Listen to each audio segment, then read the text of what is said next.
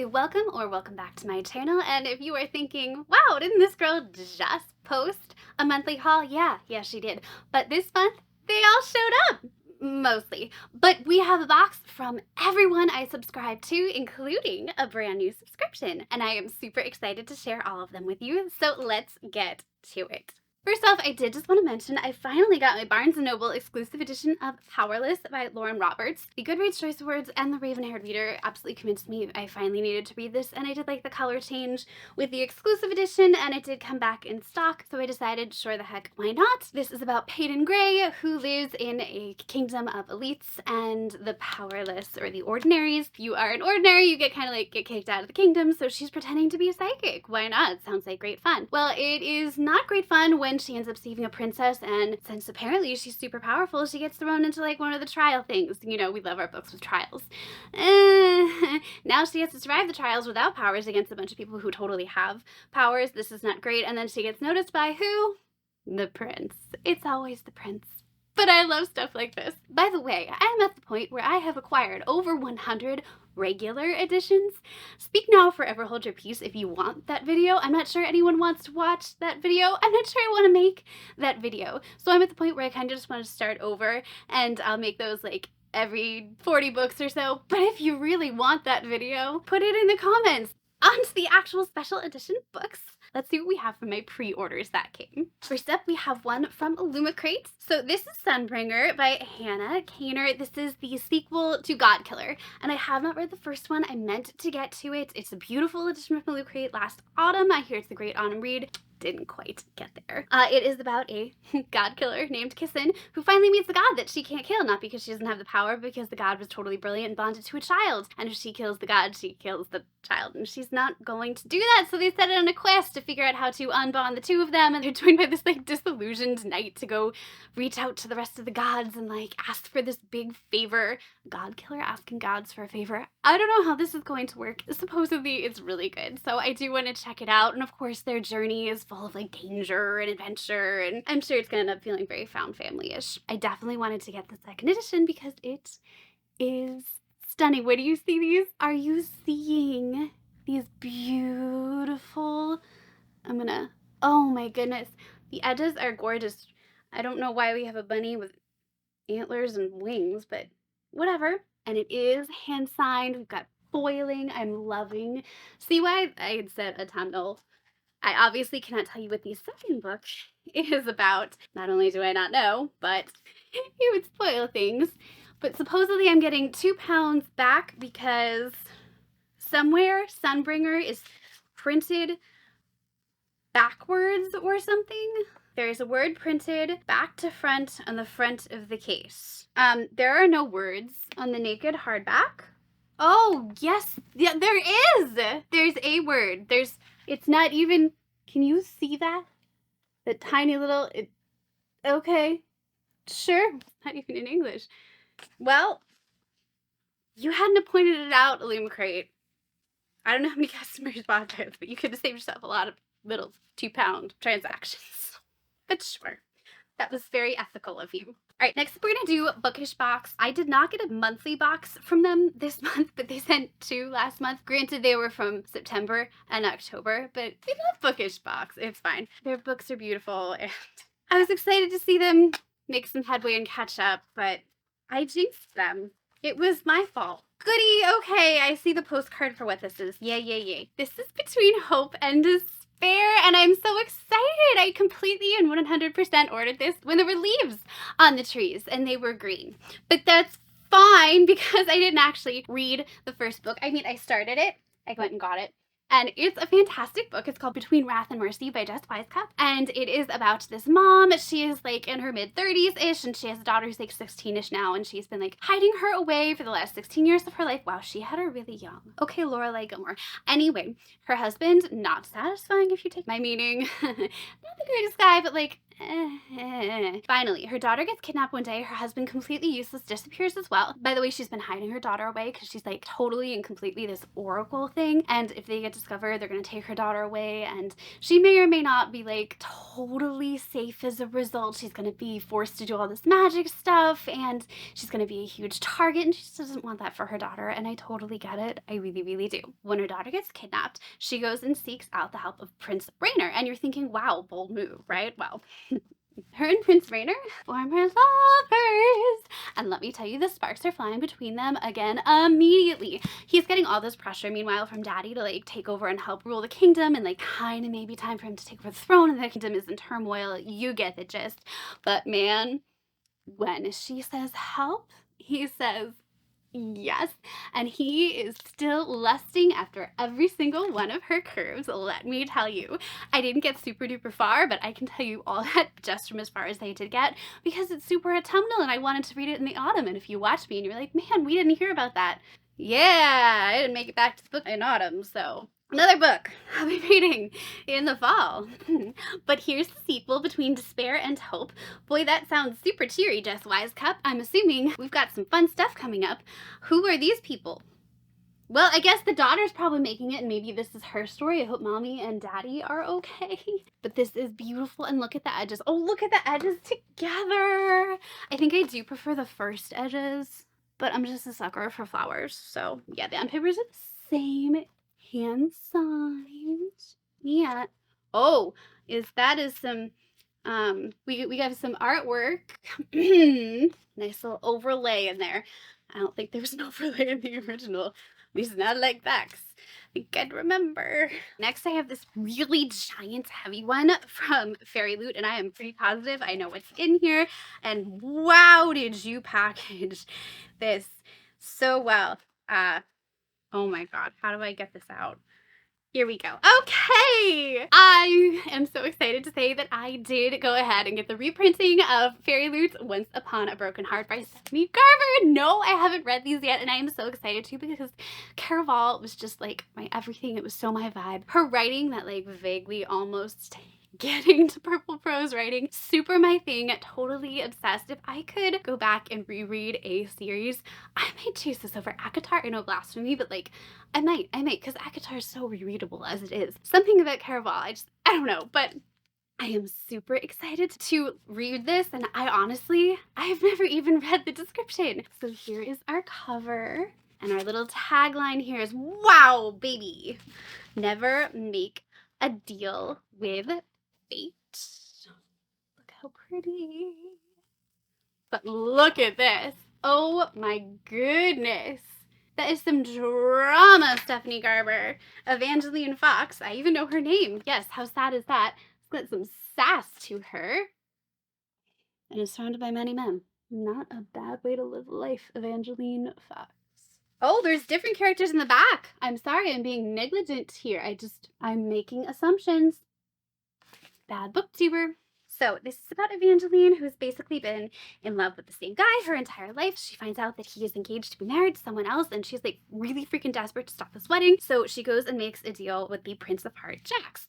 And we met him in Caraval, and I was eyeing him in Caraval, because if you're going to be kind of a morally gray character, I'm generally going to be interested in you, particularly if you are of the male persuasion. So he says yes, but he, in exchange for stopping the wedding, gets 3 kisses from her of his choosing. He gets to choose whom she kisses and when she kisses them. And she's like, fine, whatever, yeah, sure. After she agrees to this, and after her first kiss, she realizes this deal is way more sinister and way more intense than she ever thought possible, and it is kind of like dangerous to play these games with an immortal. Do you think, Evangeline? But that's fine, that's cool. The Prince of Hearts wants way more from her than she really thought she was going to be giving. He has big plans for her, apparently. Plans that will either end in the, and I'm quoting here, the greatest happily ever after or the most exquisite tragedy. And after watching Carrie Can Reed's break down after reading the Ballad of Never After, I'm terrified to read this, but I'm also excited to read this.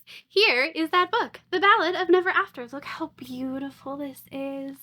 Not every love is meant to be. Oh, that's so cheerful. Oh my god. The colors. Why is there an axe? That's what those are called, even when they're really big, right? Why are there all axes? Jeez! The Inglorious History of House Slaughterwood? That's better. That's much better. Nope, that's more let's stick to this vibe. Okay, let's ignore that foiling, shall we? Yeah. No. Why? Let's check out that reversed dust jacket. Oh, it's so pretty. Let's really zoom in on that couple. A Curse for True Love. May the best villain win. I'm scared to take the cover off of this one, y'all. Let's see what's the greatest love story ever told. Okay. See, we're gonna be fine. We're gonna be fine. We're gonna be fine. I don't know if these are spoilers. I'm really sorry if they are. These two different guys? Why do they, I can't tell. It's pretty. Wait. The Tale of Evangeline Fox and Apollo Acadian, The Tale of Evangeline Fox and the Prince of Hearts. Uh-oh. The best villain wins. Well, I'm deeply concerned for everyone now. Why is no one smiling in the picture? You're gonna hurt me. No, I am gonna absolutely cry when I read this. Okay, we're just gonna move on. I literally have chills. I'm still on the wait list for adult Owlcrate, and by still, I just signed up because I realized, wow, they have a lot of books that I actually want, starting with the January adult fantasy. I don't think I'm getting bribed. Like, have you seen those aftermarket prices? I have the Barnes & Noble signed edition. I'm good with that. But I did see a copy of their January one, and you know what? The price was pretty reasonable, and the seller was really nice. So I went for it. I think she even sent the original box, which is pretty cute. Mortal Hearts, January adult fantasy. I'm very curious to see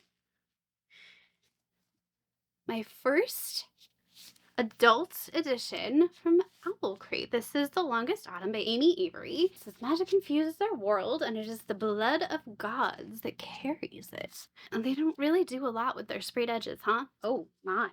Okay. Do I not get to choose what is sacred and what is sinful? Woo! Hearts will heal this season, will give way to spring, to summer, to winter, and on, but we will never forget that longest autumn. Pretty. Now, do they do? They do. Okay, they have cover art. Oh, and it is different on the back and front. Cool. And I don't even know if it's signed. Oh, yes it is, and there's a little note. Oh, and there is a reversed dust jacket. It's just mostly this one panel. This is about a girl who has a job of escorting the god of autumn, essentially, through a mirror every year from his kingdom to the mortal realm, and he rules over it while autumn's here, and then she, you know, escorts him back when it's time for winter to come, and then he goes back, so on and so forth. She escorts autumn, he comes here, the mirror breaks, he is stuck here, and it's fine for the 3 months he's supposed to be here, and then they're stuck in eternal autumn. Nothing is growing, everyone is worried because, you know, there are no new crops, there's nothing to harvest, they've already harvested it. You get the point. However, the longer the god is in their new world, the more human he becomes, and of course, he's eyeing his escort, she's eyeing him. Yeah, we all know where this is headed. I am obsessed with autumn. I can't wait to read this. I will be saving this for autumn, but I am definitely excited to check it out. It's really short though. It's like barely hitting the 300-page mark, so I hope it's really good. If I remember correctly, this was a debut, so I'm so excited to have this in my collection. And wow, I hope I get off the waitlist soon, because their picks have been amazing for their adult books. Okay, let's get into my monthly subscriptions. We're gonna start with probably Smut, because it's just staring me in the face. We have, I just love opening the box and like untying the little ribbon. It's so satisfying. Let's see what our stickers look like. How's the sky looking, Dove? Ooh. Literally, that's hot is one of the things on the suggested annotation key. I think these are so cute. I also think they've been getting a little lazy with them. I didn't say that out loud. Oh, check out this cover. I am into this. So this is Damaged Goods by L.J. Shen, because that's the thing about damaged goods. They're still good. They just need a little fixing, and it's signed. And of course, more pages for annotations. And of course we have trigger warnings if you need them, and a playlist. I love when you include this. It's so nice. This is number 4 in the All Saints series. I'm assuming that means they don't have to be read in order. Oh, this is the other Pretty Reckless. I've heard of that one. Okay, so this is about Bailey, and she was like the perfect student, great ballet dancer. She compared herself to her sister, who was kind of like the troublemaker, and as a result, she sort of became like this control freak who had to be like not one hair out of place, straight A's, perfect. However, when she went to Juilliard, her straight A's kind of became C's. Suddenly, she wasn't the best ballerina, the best at everything anymore. No longer a big fish in a small pond, she was a small fish in a big pond. College is rough, it's Juilliard. But she couldn't take it, and now she's known as the troubled child, a drug abuser, and none of her childhood friends want anything to do with her. Now, enter Love Cole. He is golden child, football captain, you name it, hottest guy in Southern California. He is basically a cliche. The perfect girlfriend, but he doesn't love her. A career path that's like picked for him that he just doesn't love, and he's basically coasting through life. Finally, he reaches his breaking point and is like, okay, I'm done with all this. Is it too late for me to save my best friend from the path she is going down and get the girl? I am pretty sure this is gonna be gosh darn steamy. It's probably Smut. Like, look at the cover. We're in for a good time. Up next, let's do Arcane Society. Love their boxes, don't you? Oh my god, I can't open their boxes. They feel so luxe when you open them too. Look at this. Look how they package them. This is not a monthly box. I lied to everyone. I'm very sorry. I don't know what I bought. Fairydale is a mix of gothic horror, fantasy, and paranormal fiction with a dash of history. It's a long journey, almost 1,000 pages. Oh, it has parts. Okay. So this is Fairydale by Veronica Lancet. I might be evil personified, but you are the only one I'll ever be good to. This is 100% my vibes. I am absolutely so glad I got this. And will I read a book that was originally apparently almost 1,000 pages, but they crammed a lot of text? Oh, pretty. I love it when books do this. The start of chapters. They really crammed in the margins there. Wow, this is beautiful. I don't know if you can see the foiling, but here are the edges. Oh, this is gonna be so lovely to read in spring. You could have done a little more with the end papers for what I paid for this puppy, but that's okay. So this is about Darcy O'Sullivan, who's an orphan English teacher in Boston, and one day she receives a letter that her biological father has passed away, and she needs to attend his funeral. And she finds out that she is included in his will. Apparently they were estranged. So there is one condition: she has to travel to a place called Fairydale to attend his funeral in order to get whatever she's inherited from him. So she's like, okay, if I was invited to a place called Fairydale, you better believe I would be on the very first plane, train, horse, however she has to travel. It's August 1955, so okay, not horse, but you get the picture. Once she gets there, it's this tiny little like coastal town, and she's like, okay, I'm gonna find out the secrets to my birth, I'm gonna get an inheritance, this is pretty cool. But everything about Fairydale is odd residents, odd rumors, odd deaths. And that includes the brooding Caleb Hale. And he is part of this infamous family who lives there. And during the day, she falls deeper and deeper under his spell as he forces her to step outside her comfort zone and, I quote, embrace her inner sensuality. I might be evil personified, but you're the only one I'll ever be good to. Oh, tell me more. Oh no. Oh, okay. But at night, it's another man who haunts her dreams. Mon d'Artan, a nobleman who lived 2 centuries ago? Girl, go with the living one. It never works out with the ones in the dreams, okay? Amon is sweet and suave, where Caleb is intense and dangerous. I know who I'm rooting for, and it ain't Amon. And Darcy feels more torn than ever. Darcy, get a grip, girl. Soon she finds herself embroiled in a triangle of lies, deceits, and inexplicable events that made her question her sanity. And then, of course, there's some ancient evil that comes up and threatens the town, and she has to make a choice. I'm rooting for Caleb, and I haven't read the darn book yet, but you know, that's just me. What do I know? You know what? I take it back. Whoever says this quote, and it sounds like Caleb based on the description, that's who I want to win. The end. Okay, next up, Fabled. It's been a while. This is the Fabled from God knows when, because their stuff has been stuck in. Oh, we're sticking to the incredibly suggestive box linings from Fabled. Fabled, what is your vibe? I'm so confused by you in general. I get their Trinity box, and like, they're all kind of smutty, but like, the designs are very like opulent as well. I'm not sure this is the right vibe for you, Fabled. Ah, yes. Okay, this is their November box. So they're still beating Bookish box. Supposedly, they sent photos of a giant cargo ship. We're going to be getting all their backlog stuff very soon. I hope very, very soon, because I don't want to talk about how many hundreds of my dollars they currently have for books that I don't have.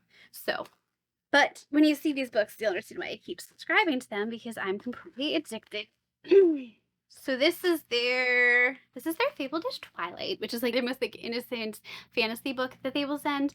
This is A Court This Cruel and Lovely by Stasia Stark, and this was in the Goodreads Choice Awards. So when I saw this, I was super excited to be getting it. This edition is just gorgeous. Okay, my cover's slightly damaged. I don't know if they do anything about that. Oh, you were designed to make me insane. But I've heard very good things about this, and I was, ooh, official shivers from the inside end papers. We got hand signature here. Oh, same in the back. But I've been dying for this book to finally get here. This is the first in the Kingdom of Lies series. Let me tell you very briefly what this one is about. First of all, let me just list the tropes, okay? This is like everything I love in one book. We've got forced proximity, found family, one bed, one horse, prophecy, secret identities, enemies to lovers, thank goodness, obviously. Or maybe not so obviously to you, this is about Faye. There's this girl who fell asleep for years and years and years, and she was dreaming about a man with these blazing green eyes and a cruel smile. They did not provide the cruel smile. And then one day she meets this guy who he's apparently a ruthless mercenary, and he leaves her for dead. Maybe we're not gonna love the guy with the cruel eyes. Okay. Apparently just hours after humans are born in this world, the gods take whatever power they have, and in return, it is their job to protect the borders from the vicious, ruthless Fae. But when this girl's forbidden power, I wish they would give me a name. Prissa. Or Priska. Okay. But when Prissa is discovered to have forbidden powers, she's forced to flee her tiny village and her life and make a desperate bargain with this mercenary who abandoned her at her weakest. She's going to help him and his murderous friends sneak into the city, and he's going to help her learn to wield the strange dark power that she has always harbored. However, the ruthless mercenary is hiding secrets of his own. I'm betting he's a Fae. Gee, would this shock anyone? No. Okay, great. Secrets that could threaten the safety of everyone I love. Secrets that could tear this kingdom and perhaps even the world apart. He's totally a Fae, and I'm totally down for it. And I hope she gets to go to the Fae court, because court, cool, lovely, maybe. Just a thought. Okay, moving on to the next book. Finally, the Moonlight book for November is, and I say finally because this was recommended to me by a subscriber a million years ago when I was asking for recommendations for a smutty Little Red Riding Hood retelling. Harley Kramer 8801. She recommended Tasting Red to me 3 months ago, and I knew this book was coming then, and I've been waiting and waiting, and it's finally here, Harley Kramer. So I'm very, very excited to finally be holding in my hands, after 3 months, the recommended Tasting Red by Holly Roberts. In case you didn't get it from when I said it before, it's a smutty Little Red Riding Hood retelling. It starts with my what big ... teeth you have. Can anyone else not hear ... and think of Mamma Mia? No, just me. Okay, cool. To grandmother's house I go. But I want nothing to do with magic or my former life after being kicked out of the Fairy Fine Arts Academy. Oh no. And instead, of course, when this chick gets to her grandmother's house, she finds this heavily scarred wolf shifter in her grandma's bedroom, and her grandma is nowhere to be found. She's being hunted, and magic chaos and her past are charging at her like a raging ogre on pixie sticks. That's what it says. I love this description so much. It's not even funny. Why does it read like me? Anyway, the big bad wolf is the only one she can trust to protect her until her grandmother resurfaces. And worse yet, she is in heat. She is in heat. She is in heat. Fairy's going to heat too. Oh, she's told the werewolf no touchy, but just her luck. He hasn't been to obedience school. The longer they're stuck together, the closer he is to killing her himself or showing her just how big and bad he really is. Now, all this was written in first person, so I tried to translate because it just sounded really weird with me saying me the whole time. I hope I got it all. They never do reverse dust jackets. I love it when they actually put the description on the back. Sometimes the harder path, the lonelier path gets us where we need to be. That's really, really stunning in person. I don't know if the camera is catching that, but it is beautiful.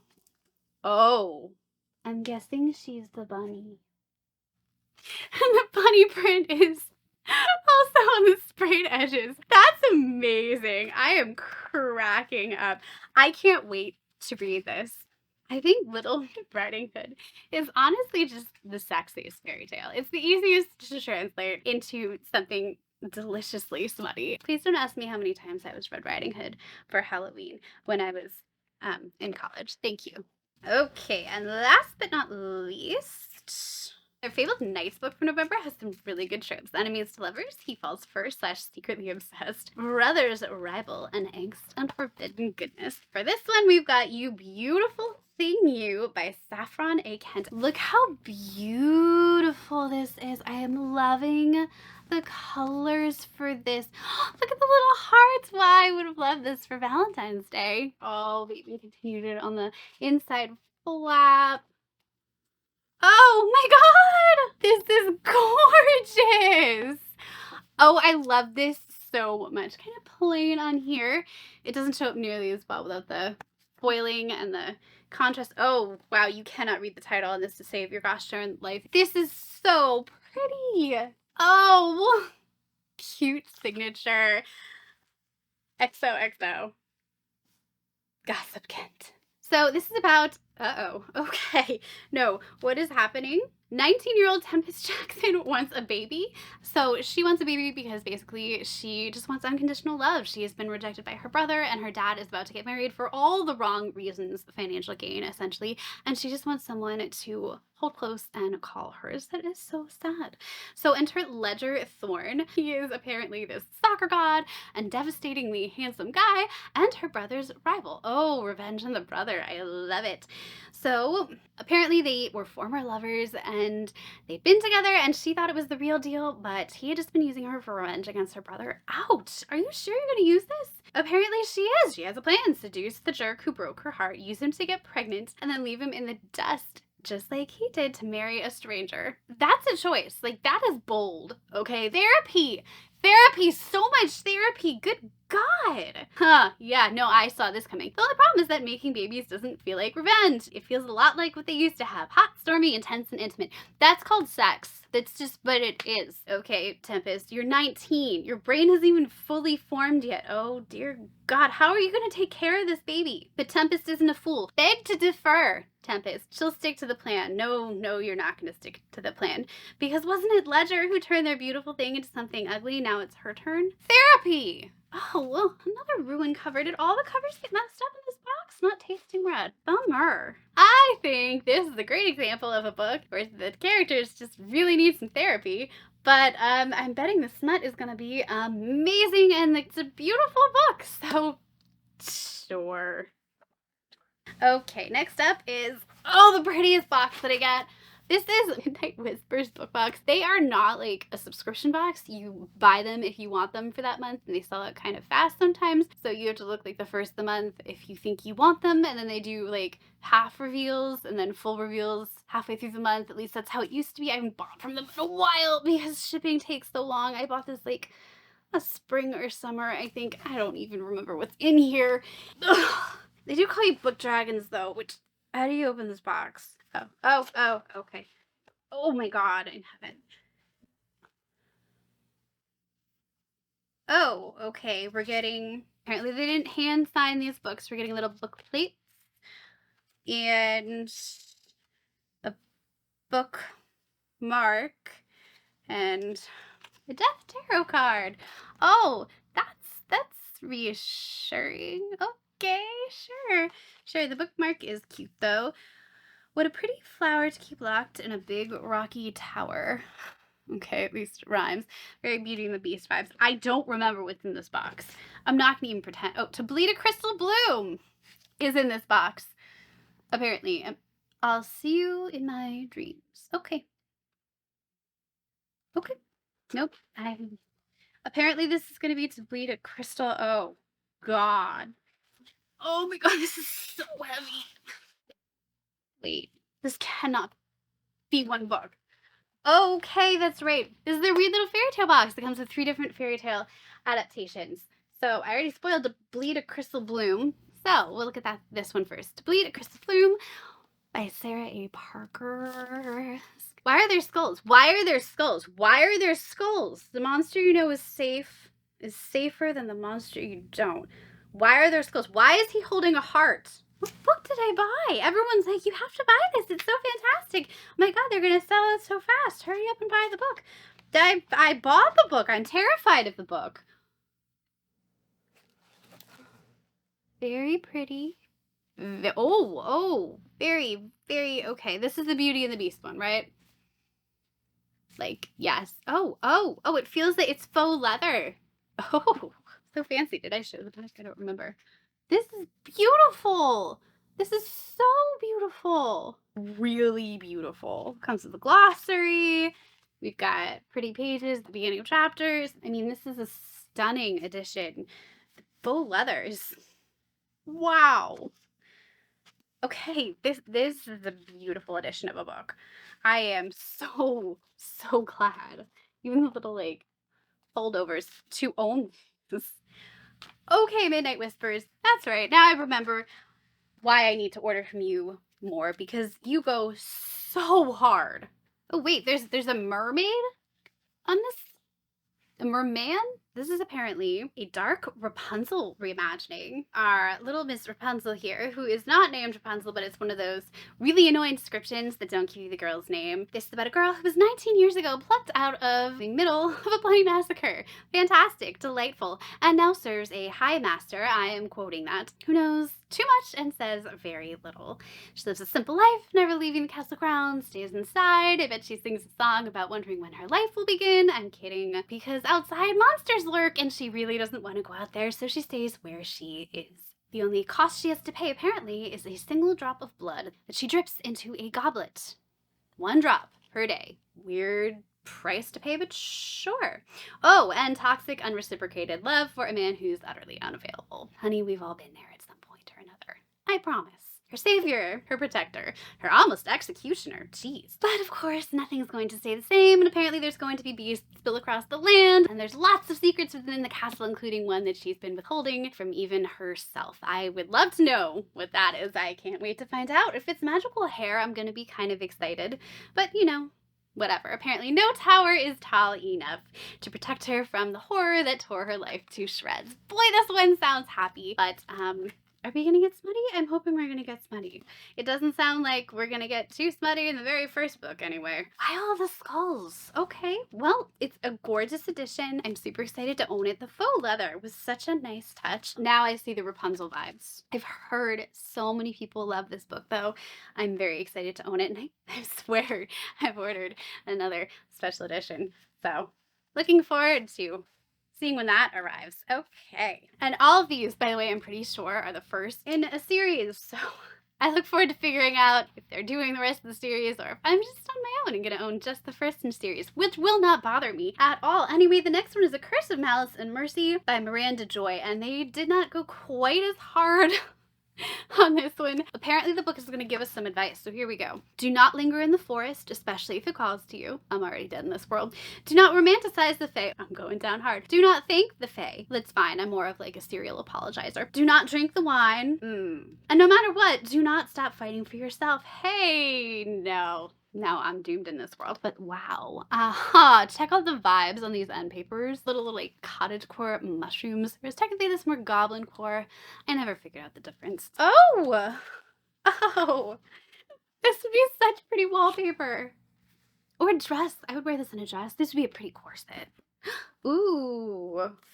Oh, wilted on the back. So is this going to be our Beauty and the Beast retelling, perhaps? So yes, this is loosely inspired by Beauty and the Beast. This is about Alessia, who's a dreamer, and she tries very hard to protect her heart from growing hard by always believing the best in others. Sounds a little more Cinderella-y, okay. But after a life of enslavement, Cinderella, right, and losing her only friend, she flees to the Fey realm of Avalon. Am I reading that right? No, I am reading that right. Okay. And there she meets Rainer, the enigmatic Fey prince, and he supposedly detests humans, blah, blah, blah, blah. But for some reason, he teaches her how to fight and protects her, and she cannot help but fall for him, despite the fact that it is clear that he is hiding something dangerous. And why did he help her when supposedly Rainer hates nothing more than humans? Well, nothing more than the curse that he was born with, ahem, the one that flows through his veins, you know, and leaks into the surrounding forest, that one. Well, his perception shifts when he meets Alessia. If he's malice, then she's his mercy. He needs to stay away, but it's just impossible to fight the temptation between them. Now the only danger is that Rainer might crush his little rose in his fist. You'll be just fine. Just be careful how you use your fist, Rainer. Oh, wow. Get ready for the spark edges you have ever seen. Last but not least, we have Songs of the Wicked, A Dreamer's Misfortune by C.A. Farron. And let me tell you, we have the sparkliest, I don't know if it's gonna catch it, it just looks foiled. This is literally glittery foiling. I'm blinded by what they did to these edges. I could like send a signal with these. On the back, we have the Grim Reaper. This looks super duper cheerful. Very excited for fear is not weakness, it's your compass. When fear beckons, dare to find your strength. Oh boy, okay. I thought we were doing Little Mermaid. Apparently now we have archery. And a man on a rooftop. I don't know what this adaptation is at all, apparently. Okay, cool. Oh no, it is. It's a dark imagining of the Little Mermaid. Except in this case, the Little Mermaid is kind of Reaper. A grave threat sort of looms over the mortal realm. So apparently in this world, the veil that separates the realms, you know, between the mortal world and the not mortal world, have sort of weakened over time, and now monsters known as the undesirables are finding ways to kind of like claw their way out. Not super fantastic, especially when they're using their powers not to like, you know, swim in the ocean. No, they're using it to torment the living. Super nice of them. The only guard against chaos is balance. And who upholds that balance? Reapers! Now, this is about Lark, who secretly dreams of shedding her immortal chains for some reason and forging her own path. She wants to be a human, she envies their freedom and their passion and their anguish. She wants to feel all of the emotions. It's not that great, Lark. But if you're literally chained up, okay, I get it. And her master is the god of death. So that probably isn't that much fun, especially since he forbids fascination and demands her utmost loyalty. Wow, King Triton.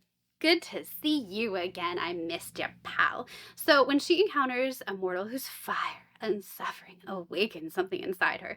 His suffering awakens something inside you? Dark retelling indeed. Okay, super fun. She denies fate and saves him and refuses to guide him to his death. Wow, that's gonna be fun. So in order to escape Thanar's wrath, not because she's in love with him, what? She makes a deal with the Witch King of the Netherworld and is remade as a human, trading her power for mortality. Why didn't you just do that in the first place then if that was an option? She flees to the Vale, enters the land of the living, and is apparently unaware that she is not the only one who has accomplished this feat and has been freed from the clutches of the Netherworld. I am least excited about this one, I'm not gonna lie to you. I feel like as the books went on, they also were least excited. They knew this was like the one that was gonna get everyone to buy the 3 books, and they put less and less like energy into them to some extent, but maybe I'm wrong. Maybe I'm wrong. So I got my very first YA Owlcrate, and I happen to know that they also chose the same book that Fairyloot chose for their YA book this month. So we're going to get to do a little bit of a direct comparison, which is going to be so much fun. So what order do I do? Because I chose to get the YA crate with all the goodies. Let's do Fairyloot, because you know their book's going to be better. Oh, we got some messed up sprayed edges here. Here is The Crimson Moth. I'm so excited to read this book. This sounds, I'm not like dead over the front cover though, I'm not gonna lie. So this is book 1 in the Crimson Moth duology, and technically the title has changed. There's the reverse dust jacket, which I do really, really like the vibes of. This is by Kristen Ciccarelli or Ciccarelli, depending on how she pronounces it. Oh, that's stunning. Oh, could I pull off hair that color? No, right? No, tell me no. Do not let me do this to my hair. So what's interesting about the copies of this book is that they changed the name from the Crimson Moth. They're now calling book 1 Heartless Hunter. And I guess it was too late to change the printing for Fairyloot. So that's really interesting. My edges are, So this is in a world post-revolution. This is about a girl named Brune, and she is hiding what she is because witches are like super diminished and they're not really allowed to have their powers, and they're being hunted down and their magic is waning. And of course she is pretending to be this super vapid socialite, okay? Like, good disguise, Rune. I feel like you're rocking it. But by night, she is the Crimson Moth, this witch vigilante who is trying to rescue her kind from completely being purged, right?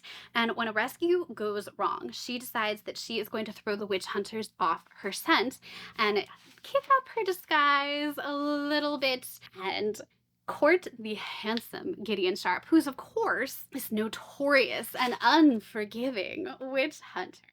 He does look notorious and unforgiving, but he's also completely gorgeous. So, you know. And falling for him would be completely deadly. What this description does not say, but what the full description does say, is that he finds her super vapid and uninteresting, but then he gets really suspicious and is like, this is awfully convenient. You know what? I will date you, but only because I think you might have links to the Crimson Moth. I can't wait. This is gonna be so good. A moth to flame, a witch to burn.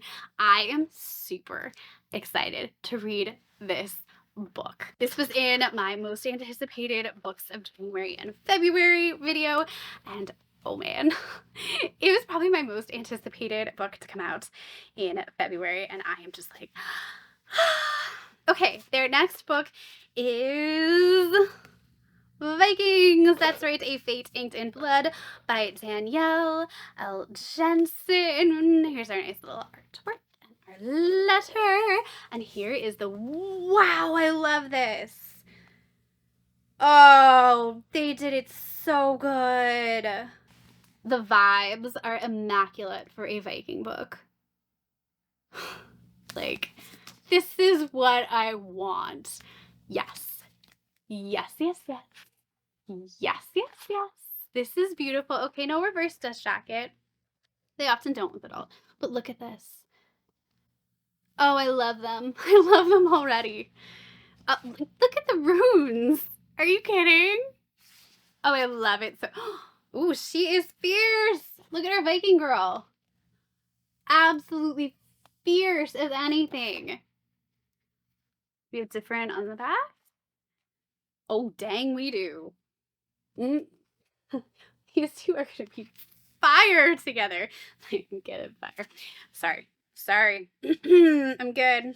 If her name sounds familiar to you, it is because she wrote the Bridge Kingdom series. It's probably her most famous series. Now, this is a little intense for me, not gonna lie. It's freaking Vikings. Of course, it's gonna sound a little intense for me, but we're gonna give it a shot. So this is about Freya, and like, she kind of dreams of becoming a warrior, but she's a wife. Like, she spends her days gutting fish and like dreaming of basically like, you know, putting an axe in her husband's back because he's like boorish and miserable, and she absolutely hates him. And you know what? Her dream kind of becomes a reality when her husband betrays her to their Jarl, which is kind of like their ruler, basically, and she ends up landing in a fight to the death with the Jarl's son. Oh boy, does this sound like fun to everyone? No, but she has to survive, and in order to do that, she has to reveal her deepest, darkest secret. What is that, you ask?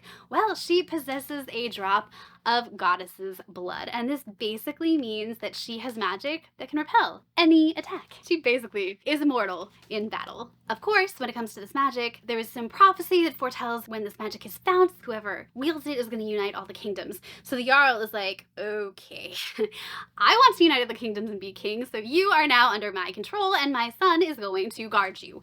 Well, Freya is now stuck doing all these trials and training with Bjorn, and she's under this blood oath with this miserable Jarl.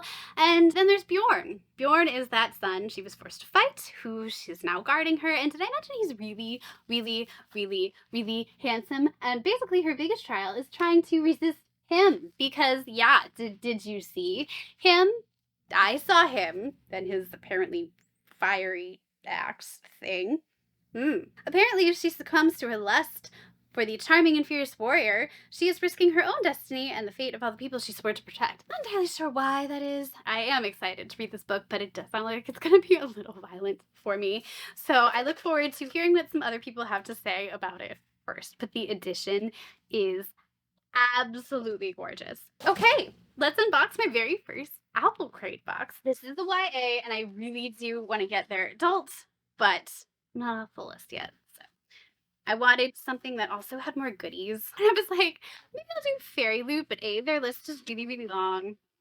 B, I know their romantasy box is coming out soon, and like, with any luck, I signed up soon enough to get off of it. So let's see what an Owlcrate box is like. I'm not sure I've even ever watched an unboxing. So this is Treacherous Love, and I know I have this, but if you skip the month, you kind of like get kicked to the back of the line, and I didn't want to do that. So you know what? I was really excited for this book. Guess I'm now getting, here's the spoiler warning if you want to pause and read. Wow, that is tiny and hard to read, so I can't spoil myself if I want to. I'm now opening what is definitely a mug. Oh, it's a cute mug though, I think. It's, well, sort of, it's a sword. If I cannot be better than them, I will become so much worse. Oh no, is this? You gotta be kidding me. I cannot escape Holly Black stuff to save my life. Why are you everywhere? The one fandom I am not a part of. The one. For the love of books. Oh, the Scarlet Veil. I do have this one. And look how cute this is. This is actually useful. This is a little pot holder. I love to bake. This would have been adorable for Feb. This is the February. This is the February box.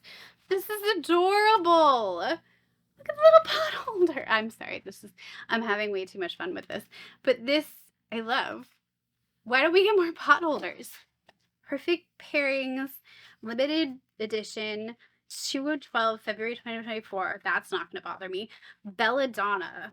Oh, my favorite books ever. Oh, I think I just broke it. No, I didn't. Yes, I did. No, I didn't. Yes, I did. No, I did. Oh, it slides. I didn't. It slides. It's pointless, but adorable. What? Why? It's a pin. It's fine. It's an envelope. The bright star holds even as the darkness rises. It's a giant sticker. Stained glass window decal, inspired by Dark Rise. It is easily removable and reusable as well. No, thank you. And Belladonna spoon set? I mean, I have small hands, but like, oh. Hello, little bird. Come to stab me again. Okay, that's actually cracking me up. I would never use these. I feel like these would legitimately poison me, which, you know what, is accurate to the story. And there's no way these are dishwasher safe. You may not want to consume death with our spoon set. You can consume the most delicious dishes. I do not trust these for a second. Thank you. Well, you can, oh, no. Okay, so I'm not like, the mug would be cute if I enjoyed the fandom. I'm never going to do anything with pin. The spoons, I am convinced, will poison me if I eat of them.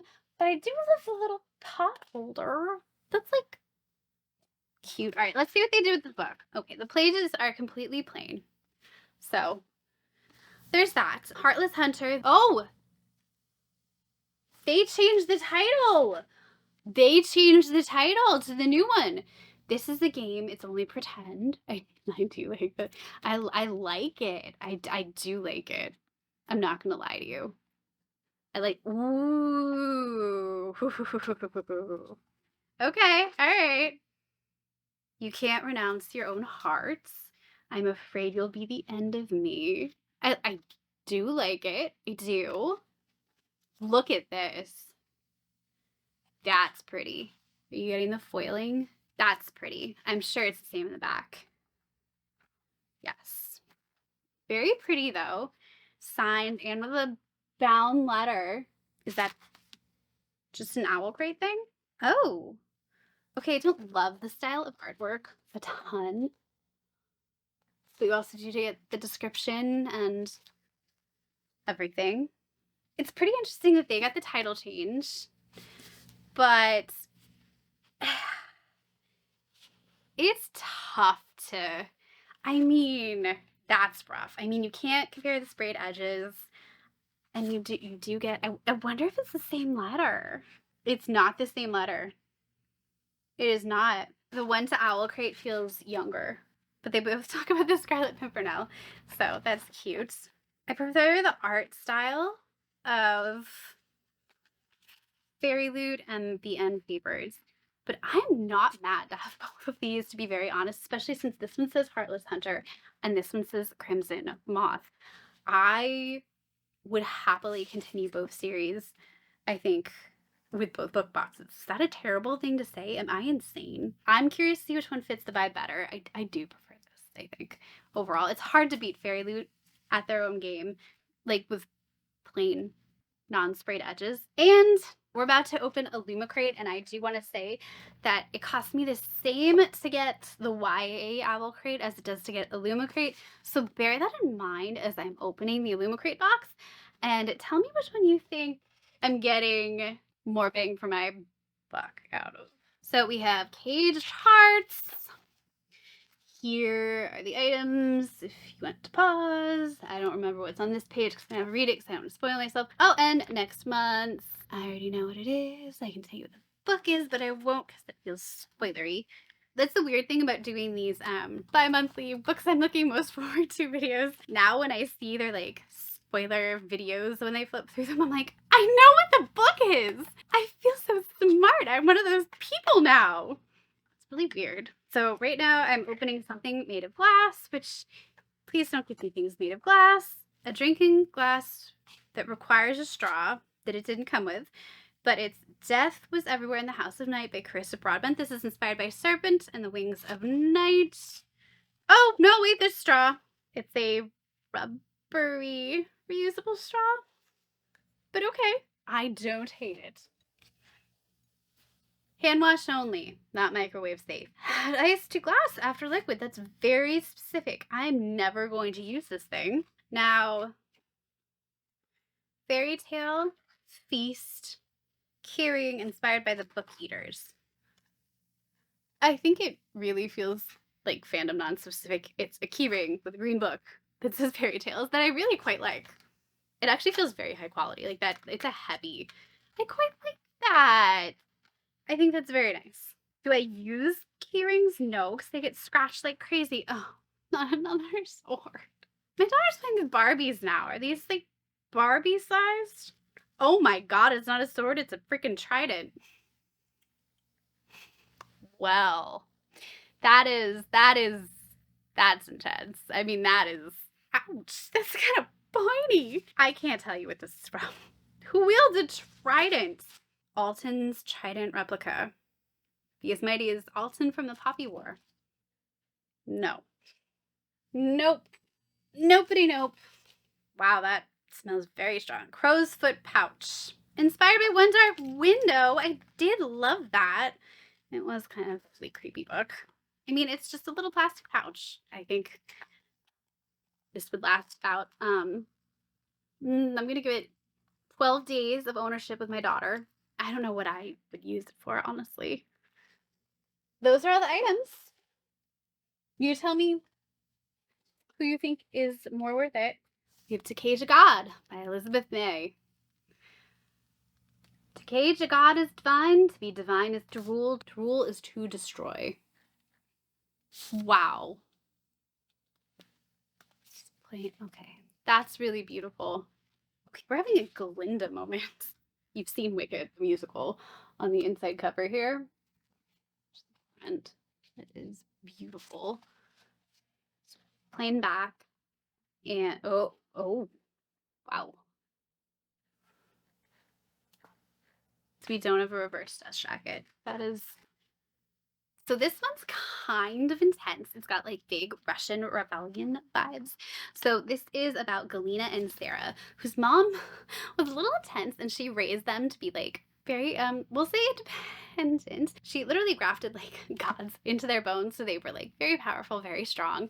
And now they have powers, since she chose obviously very brutal deities that no commoners have had in like millennia. And basically, Galena and Sarah's mom raised them to be living weapons. Well, that's one way to keep your children safe, I suppose. But somehow, I'm guessing that was not her intent, because now the time has come for them to overthrow an empire, no matter the cost. That sounds nice. But now their mom is gone. The country is on the brink of war, and the sisters are now at the helm of rebellion to take the country away from a brutal family who supposedly really are possessed by super brutal deities. So you know what? Maybe it's not the worst thing that they also have a little power on their side. Sarah, on one hand, is working at this with a rebellion. She reunites with a rebellion leader who's a former lover. And Galena, meanwhile, she goes ahead and infiltrates the palace. And of course, that world is like all deception and intrigue, and the only place she finds refuge is this super smart and clever and beautiful princess. But of course, because she's super smart and like clever, she also, you know, is probably the one who's possibly most likely to discover Galena's secret and figure out her true identity. Galena is now in that unfortunate place we find so many of our heroines, you know, torn between desire and duty, but she kind of has a choice. Work together to expose the lies of the Empire, or tear it all down. I'm still rooting for the princess and Galena. I will always root for the romance. But that is it for me. Let me know which copy of The Crimson Moth you think won. Heartless Hunter or Crimson Moth, Fairyloot or Owlcrate. Let me know which book box you think is the better bang for my buck. I cannot possibly keep buying all of these, especially since I have another new one coming next month. And we all know that Fairyloot is bringing out in April their Romantasy box, and so is Moonlight book box, which I don't think I made it on the waitlist soon enough, but you never know. So that's all for me. I will let you get back to your book, and I'll be getting back to cleaning up all this debris and then be getting back to one of mine. Thank you so much for joining me. Please subscribe and like. I will see you next time, guys, because these hauls somehow are only getting bigger. Bye.